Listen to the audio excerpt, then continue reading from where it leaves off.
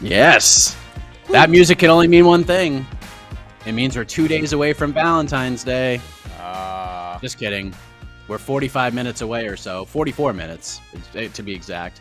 From UFC 271, stacked lineup, 14 fights, and it's going to be capped off by a very intriguing middleweight championship rematch between Israel Adesanya and his competitive rival, Robert Whittaker.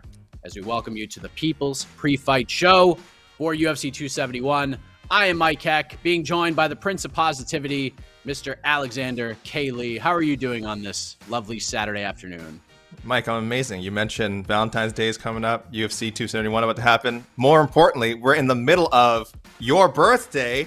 Everyone in the chat, say happy birthday to Mike Heck. It is you only turn 29 once. You only turn 29 once, Mike, and you look fantastic. Yes, everyone, happy birthday. And before you say anything, I know it's amazing. We have the same birthday, but please let us focus on Mike today. What a coincidence! What a coincidence! It feels like we celebrate my birthday all the time. So today, please it is Mike's day, and he's taking it. He's still working, by the way, guys. This is his birthday, and he's hosting and working and post-fight showing and all that stuff for you. So everyone say big happy birthday and thank you to Mike. Thank you, AK. I appreciate that. And 29 sounds like a magical number, so we're going to go ahead and go with that. Amazing. You look amazing. I don't know how you do it. Thank you. And joining us on the ones and twos, Mr. E. Casey Leydon, out in Inglewood, where it's up to no good. Maybe it's up to good today. How are you, sir? It's wonderful Saturday. Apparently, there's some American football thing down the street that they're prepping for. Not important. This is the real. This is where the real action is, right here. This is the real Super Bowl right here. Yeah. The big game. I don't even know if we can legally say that word. We now we can't monetize this. Great. Thanks, Heck. Yeah, I think we'll be okay. So for those of you who are used to what we do before these events, you know how this works. For those of you who are joining us for the first time on the People's Pre-Fight Show, this is your show. So if you have questions, you have thoughts about the card, anything going on, leave them in the chat. We will pull up some of these. We will discuss them to the best of our knowledge. And then we'll give some picks at the end. And I'm going to introduce a newer segment with about 10 minutes left to go. And we'll keep an eye on the broadcast, let you know when the fighters are making the walk for the first fight. And as soon as that happens, we will let you know. And then we will probably bounce out of here right before Bruce Buffer, looking dapper, introduces the first two fighters. So let's go to the chat. Let's go to the peeps. Let's see what they're thinking as we're 41 minutes away from UFC 271. 2 birthdays in one day. AK was right. It really is the year of the Raw. I have already responded to the person in chat. It is not the year of the Raw Dog. It is not the year of the Raw Dog, nor is it the year of Juicy J. I want to make these things clear. What's funny is, and I thought this would have been tremendous if somehow they could pull it off, is as soon as we found out that the Alex Perez-Matt Schnell fight was off and that Perez was out, Brandon Royval is in Houston right now, and he offered his services. So what a turn of events that would have been for you, AK, if Brandon Royval on 24 hours notice got in there and fought Matt Schnell. And won. Kicked off the year of 2022 with 2 wins. Yes. Yes. What a moment that would be. But thank you, Matt, for Stripes. All right. How's the year? Yes, good question. Oh, let me see what year. If you pay attention to the social medias, I shared my experience of my very cauliflowered ear on this side. So yes, the ear pods are getting tougher to put in, so I got to squeeze them in a little harder. And actually, as soon as I'm done with this, Dr. Esther, who's also happens to be my wife, and a wonderful voiceover artist and photographer, she will be draining my ear again. So should be fun. So it sucks. Everything hurts. Ow. So yeah, that's the status of my ear. No. Stop touching it. How many of us know if it hurts? Oh. All right. Nick Duroff, who is going to have the better walkout, Tai Tuivasa or Israel Adesanya? Great question. Great AK, question. what do you think? So good. Oh, I'll lean towards. I mean, it's almost they're going to be different flavor, right? Depends what you want. I think Izzy is a little more. They're both fun. Izzy's a little more intense fun, not as funny. He takes himself. He's a serious dancer. I mean, you hear his interviews and stuff. He's like, listen, I take my dancing as serious as I take my fighting. I love to learn new dance moves and things. So he could have something big planned. I still think his entrance before the first Whittaker fight was one of the best I've ever seen. I know some MMA fans are like, oh, it's too much, it's over the top, and man, the pomp and circumstance of fighting sometimes is some of the best stuff if you can pull it off. So I love that entrance. So that's me. I think is one of the 3 best like entrances in UFC history. So the upside. So I'll go with Israel Adesanya, but you can't go on Tai Tuivasa. The real question is, what song will he walk out to? I've been way off. I keep thinking he's going to come out to "Call Me Maybe" by Carly Rae Jepsen. But last time it was, I believe, "Barbie Girl" by Aqua, I think, which was an amazing choice. So why do you walk out to Barbie Girl? Why did he walk out to Barbie Girl? Because he is a Barbie Girl. That's what he said. Oh, of course. Because I'm a Barbie Girl. I'm leaning Izzy, but I mean they're both gonna be fun, just fun in different ways. But I think Adesanya could have the more quote epic walkout. That's your sort of. I'm hoping Ty takes a page out of Cyril Gahn and comes out to some sort of Houston jam. So maybe some Destiny's Child, maybe. I don't know, maybe some Bills. Just saying, or say my name. Like representing H-Town, So, and that's going to throw everyone off, like, what? Derek Lewis is walking out to say my name? No, and then Ty, then. Single ladies, I think, would be an obvious one, right? I think single ladies, yeah. Yeah, I mean, you gotta go beyond. Yeah. So there's a lot of options. I'm hoping Ty goes of some sort of H-Town flavor. That's all. I'm excited for both. I like that. All right. What if he comes out to H-Town's "Knocking the Boots"? Then it checks all the boxes. A cheesy ass romantic song, and it captures the H-Town hearts. I think he's gonna come out to like "Genie in a Bottle" or something like that. Christina Aguilera. Another classic. He does stick with 90s. I don't think he does 90s, right? I don't think he's dipped into the 2000s pop, right? Yeah, he's a 90s pop guy. If he comes, I'd love to see it. You know what? I'm changing my pick to Amy Grant's "Baby Baby." He's gonna come out to that. Is that the song? Okay, I'll have to think about that. You know what it is. You'll know when you hear it. It's a jam. Yeah. You know what's a great jam? I'm surprised someone hasn't walked out to yet. Is Wilson Phillips' "Hold On." He would be the one to do it. Has no jam. Blast that to 10 and get up. It's so good. Hit the bag on that. Oh, that song. That's what Roxanne Modafferi should come out to today. I would cry if she came out to. She might, but we don't know because they're not showing because they put it on the freaking fingers crossed. Fingers crossed. I think they'll show the walkout. I think they'll show the walkout tonight. Yeah, maybe. I think they will. Fingers crossed. Yeah, I'm still upset about that or her placement in the card, but we'll move on. Not really a question or a comment. Do we believe this? Yes, I do. I don't think he's gonna just shoot for takedowns every second, but I picked Robert Whittaker to win. If you watch the preview show, I picked him to win. I think it's gonna be a fight we're gonna be talking about and thinking what? The judging is gonna be a little weird, and it's gonna be one of those fights where we're gonna be arguing if it's a robbery or not a robbery. It's gonna be one of those controversial scorecards. That's what I pick. Whittaker by split decision. Look at the 3 judges. I have to pull them up because it's an interesting bunch. I don't know if you guys know this, but 2 of the judges for this main event, there they are 2 people who are going to actually be refereeing fights throughout the card. Mike Beltran will be a judge.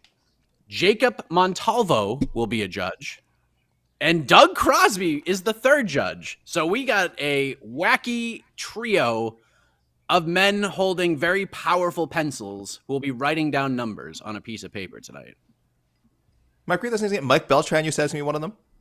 Mike Beltran, Jacob Montalvo, who I believe both of those gentlemen will be refereeing fights on the card, other fights on the card. Okay. And then Doug Crosby's the 3rd. Doug Crosby, the infamous Doug Crosby. Interesting. So what I think Robert Whittaker's best path to victory is kind of fighting the way Jacob Malkoun's going to need to fight tonight to beat AJ Dobson, where he's just not going to – he's going to have to go to the Ronnie Lawrence school of takedowns, the Merab Dwalish-Willie school of fighting, where if he does shoot for a takedown, and he doesn't get the first try or the second try or the third try or the fourth try or the fifth try, you just keep pouncing on those. You make Adesanya work against the fence, and you try to tire that man out and just start just working hard for those takedowns. And if he starts landing them, he can win 3 rounds. I mean, he's going to get hit. He's going to have to deal with Adesanya at space, but Adesanya at space, he wants to shorten that time frame as much as possible. So he's going to get inside of him. And Adesanya is really good in the standing clinch as well. It could do some dangerous things, but Whittaker looked in tremendous shape at the weigh-ins. I think he was the first guy on the scale. And yeah, I think that is his path to victory, is just mixing of the martial arts, but doing a lot of takedowns, but not giving up on the first one, not getting down on himself. He doesn't get it the second time or the third try, but get it the fourth try, the fifth time, and the sixth time, and just keep working for him and getting him. Because eventually you do that, you stick with it, because it's hard, right? Mentally, if you don't get those takedowns, you're like, damn it, what am I supposed to do? But if you keep sticking with it, I think he's got a path to victory here. So yes, I think we'll see a lot of Bobby Knuckles takedown opportunities tonight. At least that's what I think. Anybody else just differ from that opinion? Yeah, I don't know if he'll be like spamming it. I don't know if shooting takedowns all fight. I'll be shocked if you don't see at least one good like deep takedown attempt every round. And I'm not saying he's going to get it, but like one of those sequences where he just goes all in for a takedown. He's trying to get those hands locked in behind the hips. He's got Izzy sort of against the cage. A lot of grueling clinch work, which Whittaker is really good at, but so is Izzy. All the great champions are. So I'm less optimistic that he'll be able to take him down and win the fight, but he definitely is going to mix in more takedowns than he did in the first fight. If anything, just to change the rhythm, change the pace, not fight at distance. That's something nobody at 185 wants to do with Israel Adesanya. Maybe Alex Pereira someday down the road, if he ever makes his way to a title shot, could fight that kind of fight. Outside of that, you're going to want to get in there and muck it up. Calvin Gastelum did a great job of that too. So I think Whittaker, again, I know he's really passionate about his wrestling, but I just think Izzy, I think his takedown defense is so good, and I think if he can avoid sort of the takedowns like Vettori and some other guys, I think he can handle Whittaker.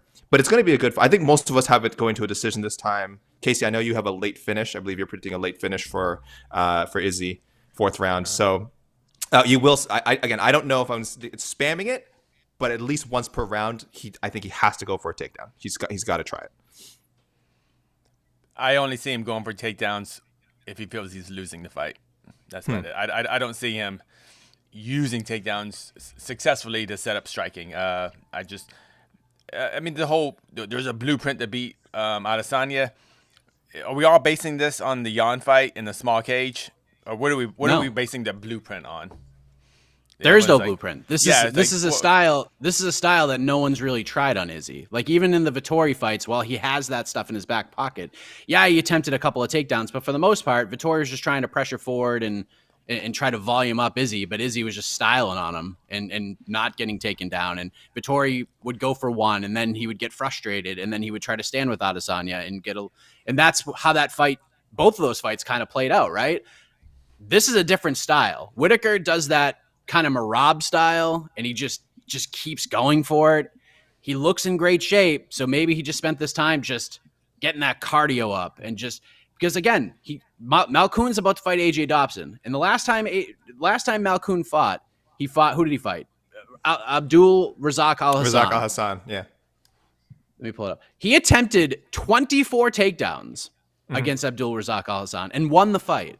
So that team knows how to string takedowns together. And Jacob, I mean, it's not. I feel like this is something Izzy hasn't really had to deal with before. Like he knows he's probably going to get taken down. A lot of people feel like that's the weakness to his game, but we haven't seen a guy try to do a Nick Maximoff type of grind style. I don't think we could see that tonight. We could. Who knows? I think it's easy. Yeah, I think. But again, like I said, I think Izzy's grappling and takedown defense is strong. I think it's really good. Otherwise, I think he wouldn't be here. I agree. Magnificent. It's magnificent. It's very good, but we haven't seen a guy just torture him with it for an entire fight. I don't know if they can, and I don't know if Robert Whittaker's the one to do it. Maybe we shall find out. But that's his best path to victory, I think, and I think he can do it. I think the path is not really the takedown, but you just have to. if to me if Robert Whittaker wins, he will have to dominate the standing, but he would need to dominate the standing, not necessarily a takedown, but he will have to threaten the takedown. So I expect a lot of level changes, a lot of like going down, come back up, going down, come back up, just to because you just need that half a second of Adesanya thinking about what the next shot is, and that's gonna allow one of those Bobby Knuckles head kicks to come in. Yeah, I don't actually think the takedown itself, like I personally feel there's almost a zero chance that we'll get a Nick Massimov 10-8 type rounds every for 5 rounds or even 10-9 rounds, just him holding him down with almost zero damage on the ground. I just don't see that, but hey, everything happens. It's MMA. It's a wild sport. Yeah, you got to do shout something out- he's not ready for. But go ahead. Shout out to Sean Donahue in the comments. Says, shout out from Australia. All the Australians. I'm sure a lot of Australians tuning into today's card. It's going to be 10 a.m. when the card starts. So it's about 9:30 over there in the morning right now. So I think all you Aussies and Oceanic region viewers, you guys are mad. That's actually probably a nice time actually to wake up 10 a.m. That's a great time. That sounds really nice. I would love to watch fights if fights came on around 10 o'clock, that'd be excellent. Just having some pancakes right now, or Australian pancakes, whatever those are. Yeah. So let's move Remember on UFC to... Oh, go ahead. Yeah, remember UFC 254? What a glorious day that was. Watching Khabib fight Justin Gaethje at like 5 p.m. Eastern. That was the best. God, I was full of life. I was full of life. All right, what else we got? Let's talk about the second most important fight on the card. Ooh, I'm glad you asked this, Four Corner Sports. Does Brunson versus Cannonier end in a finish or decision? AK. I have Cannonier finishing him. I'm going third round knockout. I just favor him for the power a bit. Not that Brunson's not a finisher. Brunson for a while. I think Brunson is tied for the record for most first round finishes in the UFC. I could be wrong. But are we he had still a lot. on that? Are we still on that storyline that Brunson's this boring wrestler? No, not at all. Not at all. Like I just said he has more career finishes than Jared Cannonier. I think I said there was a time when he had the record. He's said it himself though. He has become a bit more methodical. He was sort of obsessed with chasing finishes there for a while, which is great. I mean, which is great when you get them. But I think he knows he hit that little slump, and he's like, okay, I can be a little more strategical, show a little bit more of my all-around game, because he's not just a slugger; he's a great all-around fighter.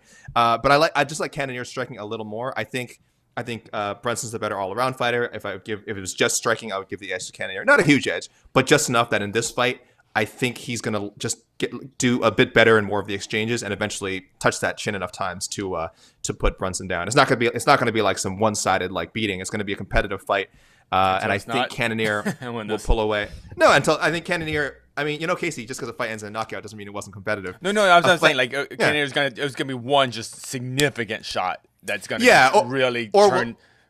Brunson's gonna go down here real fast. That's what I mean. Something like that. Exactly. Yeah. That's what I meant. Not yeah. Yeah.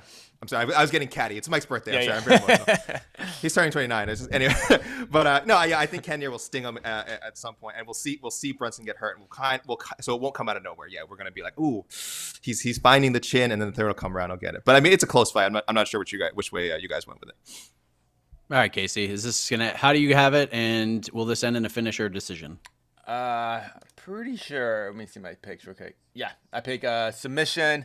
Derek Brunson, round 3. I believe. I just believe Brunson's actually a better fighter than Cannonier. I think he's just actually more. I think Cannonier is obviously the bigger one-punch power, one-punch knockout power. But I think Brunson's just an overall better mixed martial artist, and I think it's going to show tonight. And I think he will wear him out with the wrestling, and eventually he will submit Cannonier after tiring him out after 2 10-9 rounds, and he will submit him some sort of choke in the third round. That's what I predict. So the new segment I was going to talk about is making just like this bold declaration of something that would give us a whoa moment throughout the card. So I'm just gonna let my cat out of the bag right now. I think Jared Cannonier finishes Derek Brunson, and I think he whoops his ass tonight. I don't think this fight is competitive at all. I think he just smashes him. I think his leg kicks are going to be such a dangerous weapon. Cannonier's takedown defense has gotten so much better. And one thing that I keep thinking about is and I'm not trying to take anything away from Derek Brunson, okay? I think Cannonier has fought better fighters, just better competition. He has been in there with better fighters. During this 5-fight stretch for Derek Brunson, Elias Theodoro, Ian Heinisch, Shabazian, decent win, but we all were on the same page that Shabazian probably wasn't ready for this fight. Kevin Holland, who took the fight on short notice, and Brunson basically got the blueprint on how to beat him from Marvin Vettori, who did it like 3 weeks prior. And then Darren Till, who just wasn't really in that fight. He was injured, and this wasn't a good matchup for Darren Till. I think Darren Till is great personality. He's had some, he builds fights up, and he's very popular, but he's got one really good win on his resume.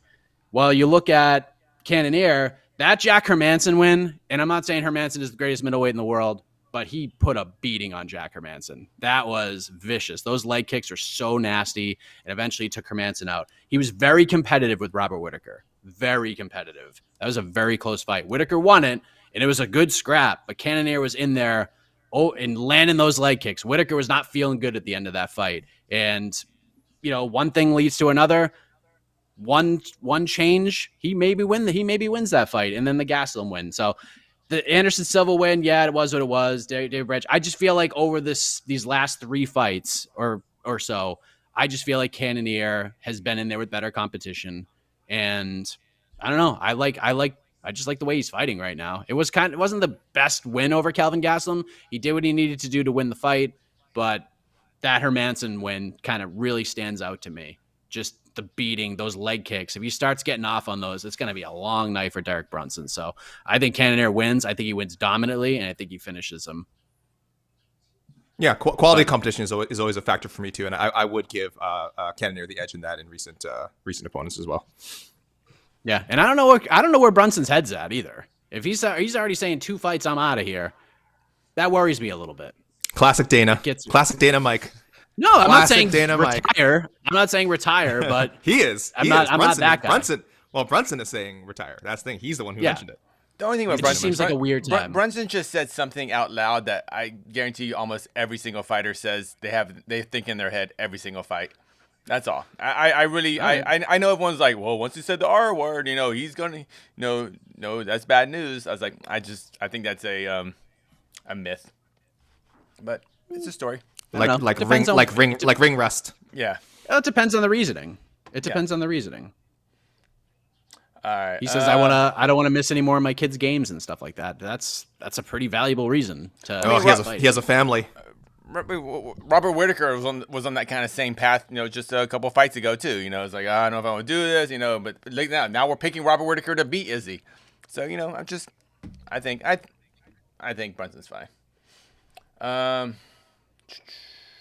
This could either be like my best night of picks ever or my worst. And I've had some really good ones. There's no in between. There's no in between. The 4 fights, our top 4 fights were opposite. I looked on our picks. Excited. Yeah, we're a complete opposite on the top 4 fights. I get a lot of upsets tonight. Yes, Mike, David, we are. We're doing the pre-fight, the prelim pregame. That's what we're calling it, the prelim pregame, 9 p.m. Eastern on Twitter Spaces on the MMA Fighting Twitter page. It's going to be myself and Jed Mishu and all of you. So come on in, say hello. We'll tag you in, and we're going to watch Roxanne Modafferi versus Casey O'Neill together, and we'll watch Andre Arlovsky versus Jared Bandera together. So, yes, we will be doing that. Casey, can you? I believe I already built the space. This Rollo Tomasi question when you get the chance about William Knight. Hold on. I have a list of questions, man. Oh, my gosh. Get to it. Just because it's your birthday, you can just do whatever you want. Well, hold on. Listen, it's only one man's birthday today. It's Mike Heck. All right. It's also Mike's birthday. I get that, too. A little more advertisement, though. Is Otno going to be live tomorrow? Yes, it will be. 11 a.m. Eastern. 11 a.m. We got to pay the bills. Yeah. Yes, we will be live tomorrow. And we'll be looking fantastic and fresh. I'll tell you right now. Oh yeah. Rollo Tomasi, do you guys think it was a bad idea for William Knight's management to take the short notice fight at 205 when he weighed 246 instead of making it a heavyweight bout? Plus that Moicano versus Hernandez fight is fire. So Rollo, I will completely agree with you. And unfortunately, it took Matt Schnell to say, I'm not fighting Alex Perez after missing weight for this to happen, but the UFC has gotten this one correct. So now that's on the main card. And again, Hernandez wasn't complaining about fighting on the prelims. He was complaining about fighting on the early prelims, which he had a gripe about. Yeah. So I don't know. Maybe I'll feel this one first because I know William Knight. I know his manager pretty well. Yeah, I mean, in hindsight, it was a bad idea. Mike, can you share? Did you see the comments William Knight made on this? Okay, can you share that with people? Okay, so if you watched the weigh-in show, I said that I was concerned about the weight cut mostly because it was short notice. This is I think he had like 3 weeks to prepare for this fight. So, and of course, they offer William Knight's a guy. It's like, sure, I'll fight. And sometimes fighters get into the mindset saying, I got to take a fight. I got to get in the good grace of the UFC. I get that. But apparently he weighed well over 240 pounds when he said yes. And then in the midst of all of this, he had pneumonia. He was sick. He was dealing with a lot of different things. So he basically did everything he could to try to get down to the weight. And for him, it was, I just need to get to the fight as healthy as possible so that this fight can actually happen.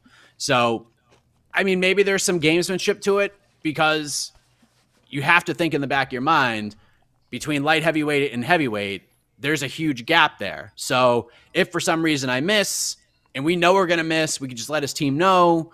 And, you know, if I have to forfeit 40% of my purse, sure, but at least we could save the fight. I think that's what happened. I think William did as best as he could, but I think we just kind of realize now that if you're going to book William Knight in a light heavyweight fight, you got to do it. You got to give him a full training camp or he's just not going to make weight. It's just really tough. It's just really tough. He's a huge dude.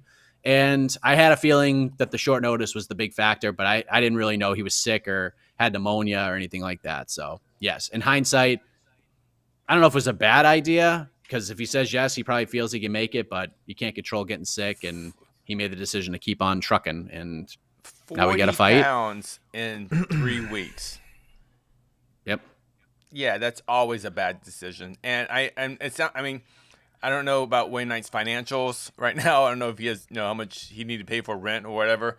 But clearly he needed a fight because he needs a paycheck. And that's the only reason why I would think any professional fighter would take a fight like this. Especially now, if you miss, you're going to miss bad. William Knight's going to be he's going to be ridiculed for this forever. Like no one cares about the pneumonia. No one cares about the short nose. And we're not going to remember that. It's just unfortunate.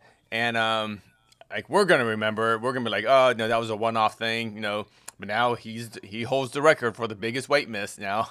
I don't understand, when he didn't show up Wednesday or Tuesday or whatever into Houston, why he didn't tell them, or maybe he did. Why didn't he tell the matchmakers? There's zero chance I can make 205 healthy. Can we get a catch weight? Can we, if that was denied, if it was even attempted? If William Knight wins, obviously he'll get asked all those questions. If he loses, maybe we'll eventually answer those questions, but a lot of head scratching kind of went into this. And, yeah. Go ahead, Casey. No, yeah, to me, it just sounds like a lot of unfortunate.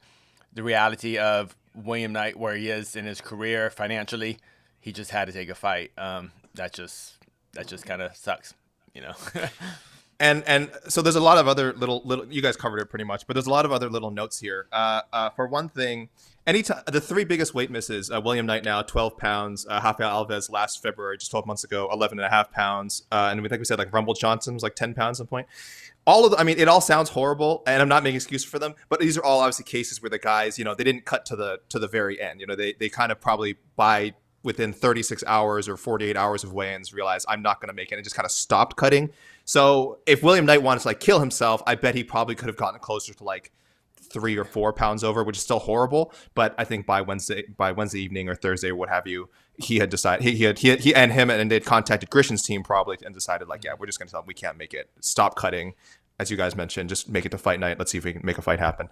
The second thing about it being a bad idea is the only problem is I don't know how much leverage fighters have when they're signing anything, even on short notice, because the other side would have to agree too. They would have to tell Maxim Grishin's team, "Are you guys okay with making heavyweight?"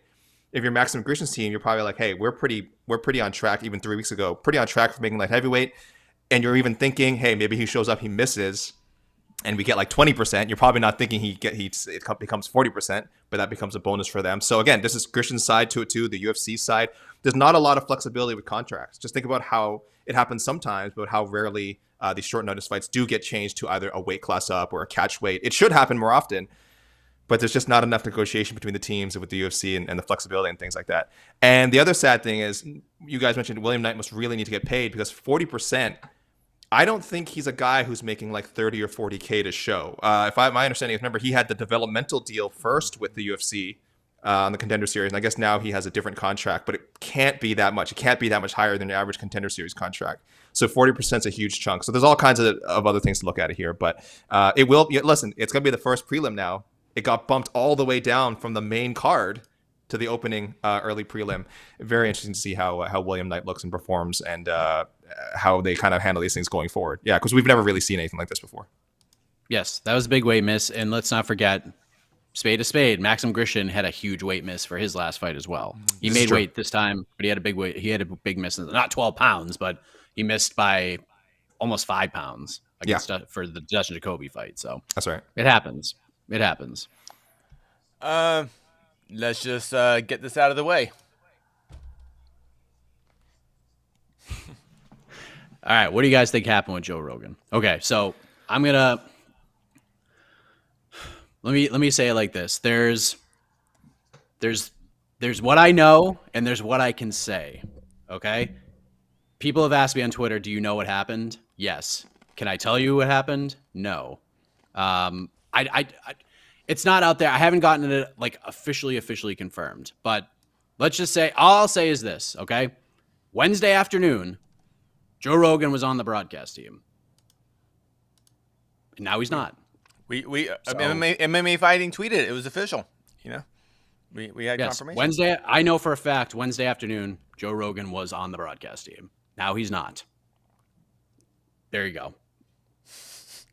Do what you will. Think how you want. But Wednesday afternoon, he was on the broadcast team. Now he is not on the broadcast team. So maybe there was a scheduling conflict. I don't know for sure. But Wednesday afternoon, he was on the broadcast team. Okay? I will translate Casey's laughter. Yes, I think. Let me put it this way. I think it is fair for a lot of. I'm sure a lot of viewers are speculating this, that of course it has something to do with all the recent controversy surrounding him, and ESPN higher ups, Disney higher ups. I don't know how high you want to go, but certainly someone above Joe Rogan, above Dana White, above the UFC is aware of this controversy, and either this decision was made by a higher up, or I also do think it's possible that Joe Rogan himself said, there's a lot of heat right now. I'm fine taking this one off. And again, I'm not saying it's only his decision. Like I said, if people are saying that he was influenced by more powerful people than him to, hey, we agree, it's a good night for you to take the night off, I think that's a fair take. We don't know this for a fact. I just want to tell you, we don't know this for a fact. No. I think the speculation is though is more than fair. It's certainly, I have to believe, more than just a scheduling conflict, just like it was more than a backstage skerfuffle that Dana White had to address. We got zero details on. That we still don't know about. Details. Something happened. That lasted so long that Dana couldn't do any interviews of any of his broadcast partners or the post press conference. It went so long. Yeah. But this is what happens when the UFC chooses to go into business with ESPN and with Disney. This is what happens when Joe Rogan chooses to go into business with Spotify, guys. You are going to have these decisions made that are by people far more powerful than them. You can call it what you want. I hate to use this word. You can call it canceling if you want. That's not what this is. I know that's what a lot of people are going to call it. But when you get into bed, scheduling conflict. It's a scheduling conflict in this case. It's not cancel. When you get into bed with people more powerful than you and with a lot more money than you that are signing your checks, you don't always have. At some point, you don't control your narrative anymore. So again, they just said he's not doing this event. They've already said he's doing the next event. So don't tell me that he's in like some massive trouble or something. This is just. They said he was doing this event too. So this is just letting this thing cool off. A month from now, will we still be talking about it? Sure, a lot of us in the media will. Will a lot of the fans care? I don't know. I think a lot of people will have moved on. That's what Disney is hoping. The UFC is hoping, and probably Joe Rogan himself is hoping. He's like, whatever. I have a lot of money. I have a lot of things to do with my free time. I don't need to do this week. 30 days from now, he'll have another chance to do a pay-per-view. And we'll probably have moved on. But yeah, there's a lot of speculation, and I think it's fair to speculate. Yes. So, yes, I will leave it. Again, I'll say it like this. Wednesday afternoon, he was on the broadcast. Now he is not on the broadcast. So whatever you think, cool. But yeah, maybe he got a $2 million comedy show. Who knows? We don't know. But he was supposed to be on this broadcast. That I know for a fact. So there you go. Moving on. So there's, If we see him- if we- there's a Joe Rogan comedy special tonight. Listen, if we see him on Instagram, he's a headlining a show at like the Burj Khalifa, then we'll be like, you know what, he probably did get a better offer, and maybe this is the scheduling constant. Well, I thought he had passion for MMA. This is like what is bigger that could be happening in this schedule than seeing Robert Whittaker versus Izzy 2? There's nothing bigger than that. So here's what I'm interested in. What happens after the card? Will Dana White show up at the press conference? Will he be asked the question? So if he doesn't show up, it's o facto. If he does show up, he's going to be asked the question. It's definitely going to be asked. And I will pretty much guarantee you that Dana White will say he was never supposed to be on the broadcast. That will be what he says. So it wasn't a scheduling conflict. So that means that scheduling conflict is false too. If Joe said he'll say he could say there was always a scheduling conflict, Casey. We just didn't hear about it until Thursday. Yes, we didn't hear about it. There's a widespread scheduling conflict. And then maybe it'll be like, well, reports came out and Dana will say, did you hear that from us? Because if you didn't hear it from us, it ain't real. God, that was eerie. I'm just preparing you for what's that was so real. Like that was exactly how it's going to be. Preparing you for what you're probably going to hear. It's going to be how it looks too. Like it's going to look like that too. Oh man. Don't judge a UFC commentary team till the fights. Yeah. It's a commentary team they don't talk about that end up being good. That's, It's a this commentary team. This commentary team is a low key banger. I'm just saying and that's more important than this whole thing. Okay, like yes. Yeah, let's do the glass half full. Glass half full. Yeah. Michael Bisping is getting an opportunity to call a pay-per-view tonight, and I think we should celebrate that. Yeah, it doesn't matter the reason. I like, but he gets his opportunity. I'm happy for Bisping, but I kind of wish they would have called a young lady from Kansas City named Laura Senko.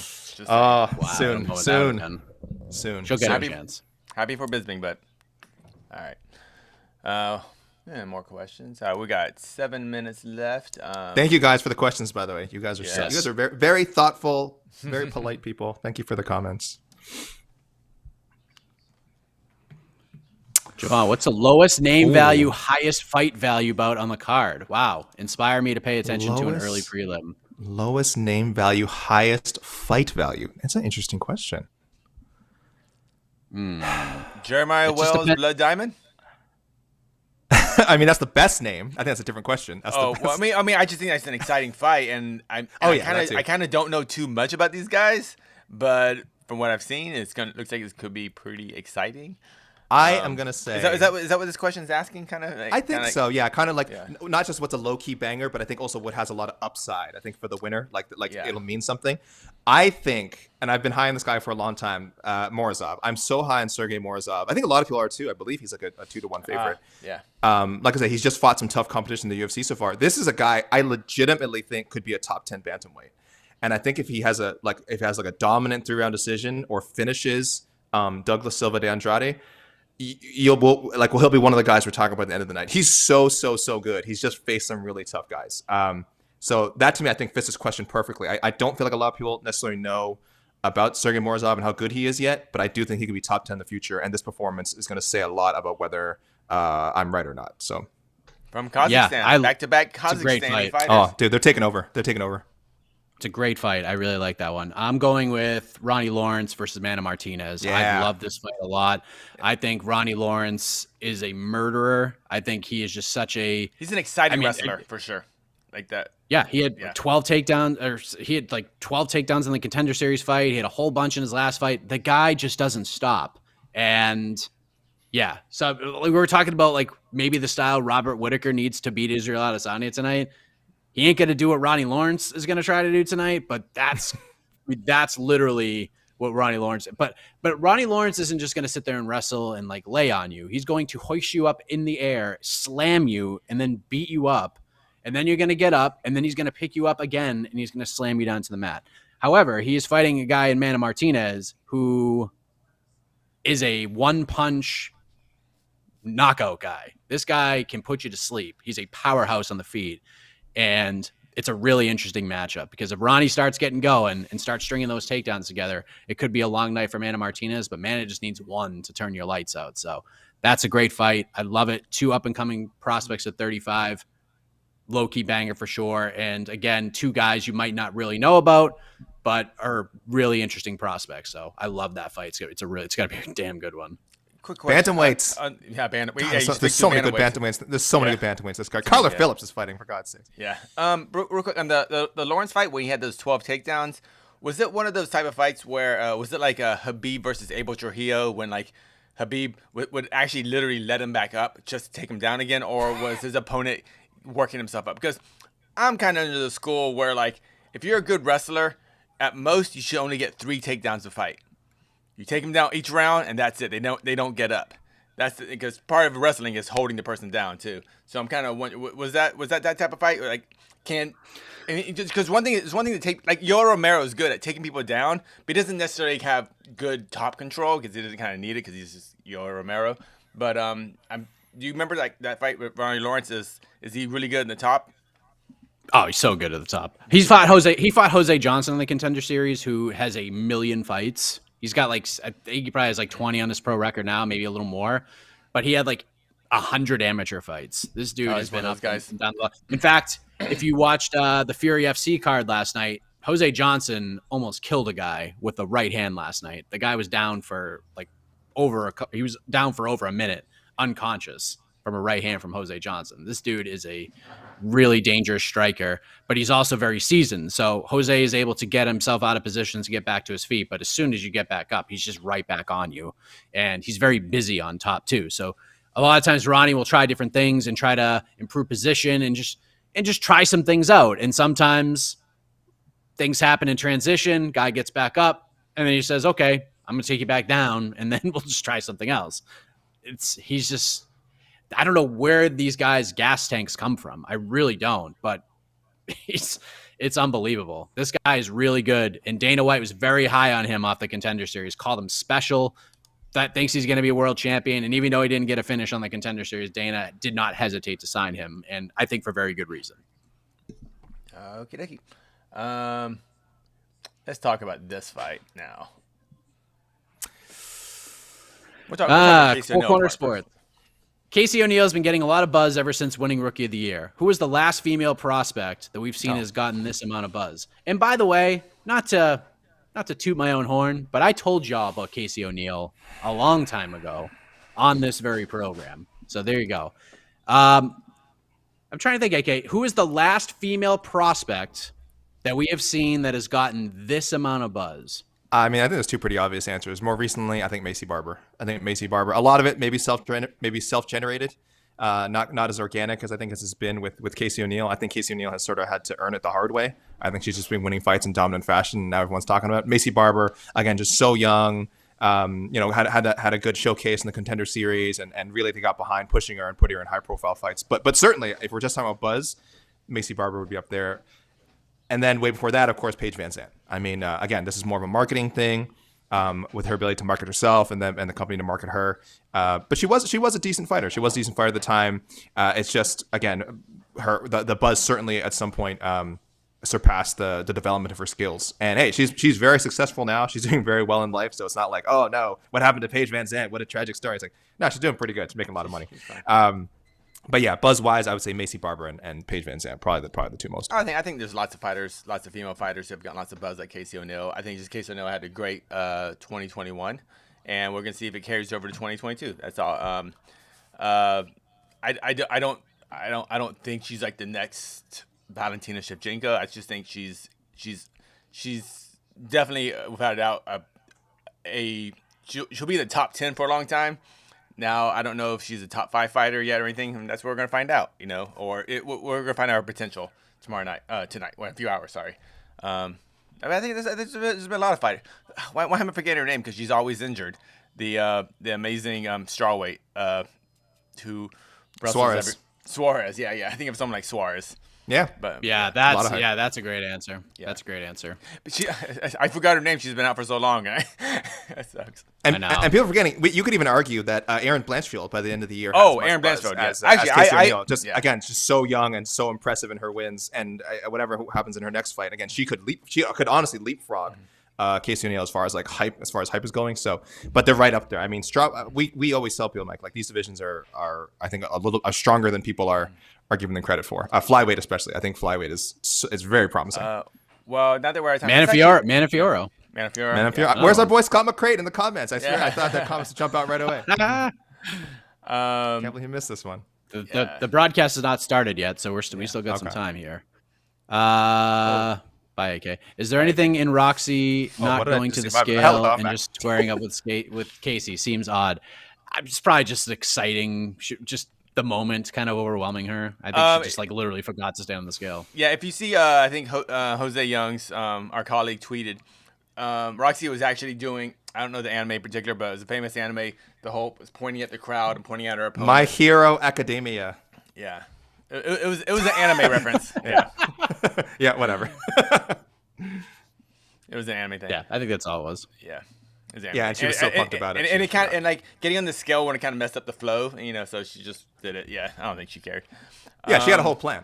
Yeah. I have a poll up in there, but I'm ending this poll now. Why is your a lot of votes. AK, your face got so happened? big in the camera. What happened here? Mike, I don't know. I accidentally it switched zoomed- off the I camera can't- tab. I know. Just leave it. Hold on, I'll make it bigger. Yeah. Hi everyone. So right there we go. Right in my nostril. That is what people want to see.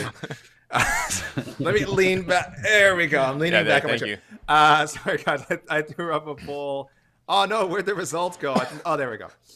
Who wins tonight's main event? A little more definitive than yesterday. We do have a poll yesterday during the preview show. 64% Adesanya now. So people are feeling pretty confident about the chance. We got a lot of votes in this one. So I think that's reflecting. I think that's pretty accurate. I think that's reflecting the betting. I think it's reflecting most people. 2 out of 3. 2 out of 3 people are picking Adesanya. So, Sounds right.